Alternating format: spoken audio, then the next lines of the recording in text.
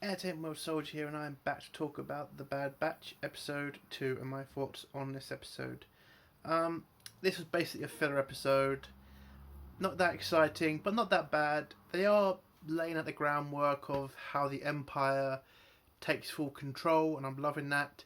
I love what they're doing with the clone troops as well, and which I'll go into more detail in the spoilers. Hunter's relationship with Omega. The problem I have with it is they're just copying Mandalorian now. A child and a dad. Yeah, they they need to stop doing that. I know it worked for the Mandalorian, and yes, it works here as well. But I can't just have every show being the same as the Mandalorian. I want variety here. So listen, I like Omega. This episode, she was actually fun to watch and seeing how she's like just trying to be a normal kid, but she's not really that normal because she's spent most of her life on Camino. I'm enjoying that, and nothing bad happened this episode with Omega, and I'm very happy about that. This, if you can just keep it to this, just keeping Omega being a child and being normal and not trying to make her this overpowered person, just give her a character. Everybody's happy. I'm happy. I still think she's going to be force sensitive because there was a scene that I thought we were going to see her use the force, but that kind of didn't happen. But yeah, I still believe that we are going to get a reveal that she's force sensitive. But other than that, yeah, this episode was fine. It wasn't special, and yeah, I'll give it a try. But I'm going to go into spoilers now because I keep like rambling on now. So spoilers, 1, 2, 3, 4, 5. All right. So this episode was the Bad Batch pretty much heading to Saleucami to meet up with Cutter. Now Cutter is the clone trooper who ran away from Geonosis. He's basically a deserter from the Clone Wars, the one that Rex bumps into when he gets shot when they try to chase General Grievous. So they've gone to meet up with him to, well, pretty much ask his help to hide from the Empire. Which I felt was great to see him again. I mean, and he pretty much tells, when they get there, he pretty much tells the Bad Batch that Rex has been through there because apparently Rex has been staying in contact with Cutter. So that was interesting to know. I am a bit annoyed because the main point of this episode is that the Empire are now taking like full control of the galaxy. Now they're sending soldiers everywhere. I'm loving what they're doing with the clone troopers, by the way. They've taken away the color scheme of their uniforms, which is amazing because it's showing that the Empire's trying to take away what the Jedi gave the clones, which is freedom. They're forcing them not to use their names anymore. They're just making them use their numbers. They're now also doing that with the people of the galaxy, making them go by their numbers, not their names. They're requesting. So it's pretty much the Empire's taken more and more freedom away from people, and it's pretty much showing what the Republic's turning into, which is the Empire. And I am loving that. I know some people can like be confused about why I care so much about the colour of the clone troopers' uniforms. Well, because it shows the freedom being taken away from the clones.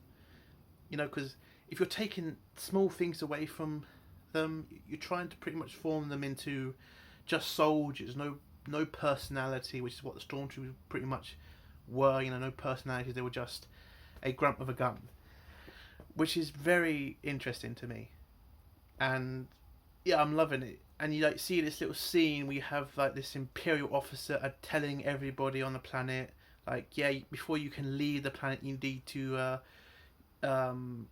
register with the Empire your identity and need to be registered. So yeah, it's showing what the Empire, what's happening, and what pretty much the Empire is pretty much taking full control over people, which was really interesting. There was a scene with Omega when she first when she leaves the ship, and she has that great scene when she's playing with the dirt, and this is the first time she's ever left Camino, And it was a very sweet scene as well. And you can see Hunter. I mean, we pretty know what this is. Pretty much Hunter's going to be her dad in this. And, you know, I do enjoy it. I'm not... Listen, I don't like the fact they're copying The Mandalorian, but at least I enjoy the fact that if they are going to copy from what worked. So, it is good to see Hunter and Omega trying to connect that relationship. Anyway, so they go to Saleucamine to meet up Cutter. Cutter informs them about Rex, but he also tells them that he's leaving the planet as well because, well, he's a deserter, and if the Imperials catch him, he'll be pretty much put up in front of a firing squad for desertion. So their plan is to leave the planet, but he has to go and get the permits, or he has to book a ticket on one of the shuttles leaving the planet. And when him and Hunter head to the local town, they find out from the Empire you can't just leave the planet anymore. You have to register, which both of them can't do because they're pretty much both wanted by the Empire. So the plan was supposed to be figuring out a stealthy way to get the codes, but Echo and Tech decide to tell the Empire where their ship is, so they will grab the ship and take it to the station so they can get into the base easier like that. At this same point, we got Omega playing with the kids because she's grown up on Kamino, so she's not used to kids, but she starts to have fun.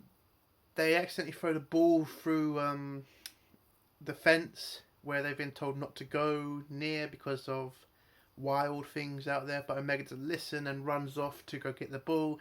But one of these creatures that's from Attack of the Clones, you know, that lion looking thing, yeah, it tries to attack Omega, but the adults are able to shoot at the creature for it to run away. Now at this point I thought we were going to get Omega using the Force and throwing that creature away. I think no. Well, I thought that's what they were going to do, but no, they changed. Well, they haven't changed it, but yeah, they pretty much let the adults save the kid. But I thought that if they are going to show Omega doing the Force, that could have been a good place to start. I don't know. That's just me.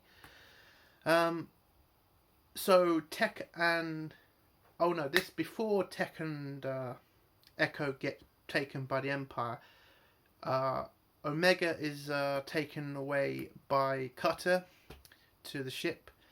Cutter tries to explain to Hunter that, you know, she's not a soldier, she's a kid. You can't just treat her like a soldier. You need to treat her like a dad.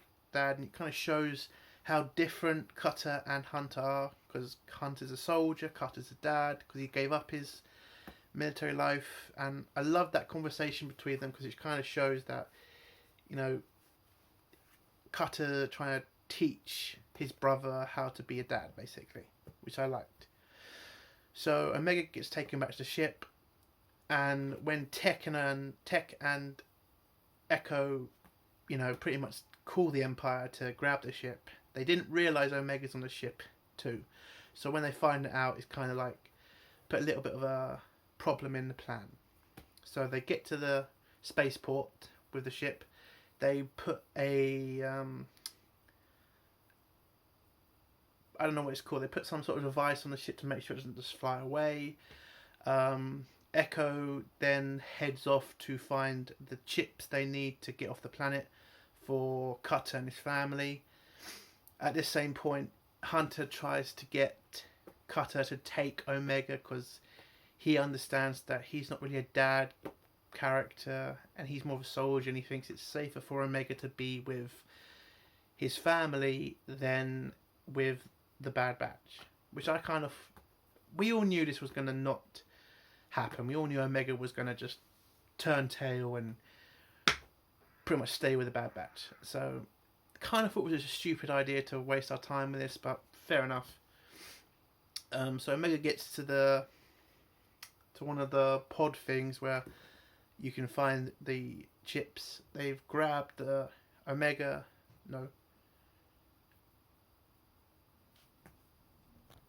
Echo grabs the chips and he gets back to the ship where he hands them to Tech, And Tex manages to sort them out to make sure that they allow Cutter and his family to leave the planet. Now, my problem with the other part of this plan is how the hell does Cutter and Hunter not get recognised?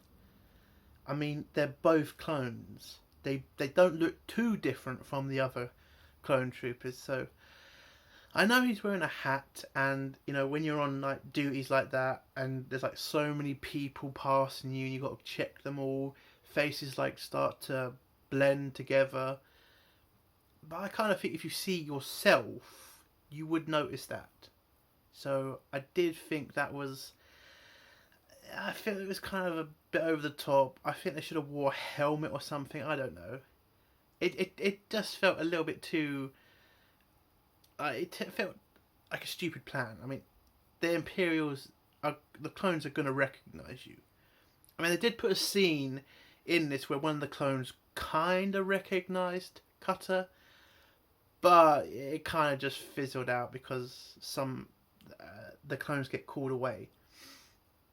But yeah, so Tech has to get these chips to Cutter and his family.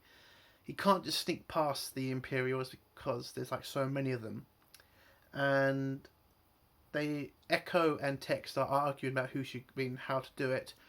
But Omega pretty much takes the cards and pretty much gets past the Imperials. She gets to Cutter and his family. And then Hunter has to explain to her that, yeah, Omega, you need to go with Cutter and his family because you're more safer with them. You get kind of this heartwarming moment where she doesn't want to leave, which was fun. At this same point, Wrecker pretty much has stirred up the hornet's nest and all the clone troopers are in a massive fight with each other. Well, I mean, the Bad Batch are fighting the clones. They're also trying to get the device off the ship so they can get out of there. Hunter gets there to help the Bad Batch. You get the scene where you see Cutter and his family get past security, and then pretty much Omega's with them. But we then see the next scene. Omega's back and she wants to stay with the Bad Batch. Wrecker then grabs the thing holding the device of the ship, holding the ship down, and pretty much rips it apart because Echo can't he can't hack into it, and they all get on the ship and get away, and that's this episode. It's pretty much just a filler episode. I enjoyed the Imperial stuff showing the Empire taking control, and I did like the relationship between Hunter and Omega. And that's my review of this episode. If you like this review, give it a like. If you dislike this review, give it a dislike, and do comment below if you like this episode and whatever. And subscribe if you like my content. Hail the Phantom Menace, long live CG, and fuck DSOWs. Bye.